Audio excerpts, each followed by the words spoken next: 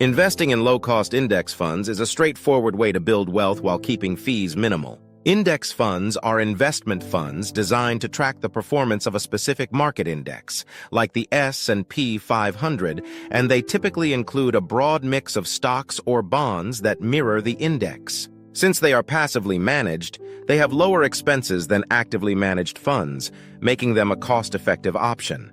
To start, research the different index funds available through various providers, such as Vanguard, Fidelity, or Schwab, which are known for offering low-cost options.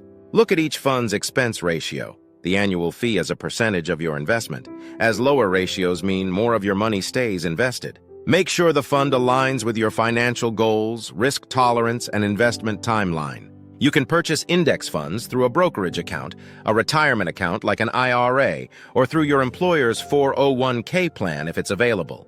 Determine how much you can invest, keeping in mind that many index funds allow small initial investments. Once invested, it's generally best to take a long-term approach. Regular contributions over time can harness the power of compound growth. With a low-cost, diversified index fund, you're set up for steady growth aligned with the market.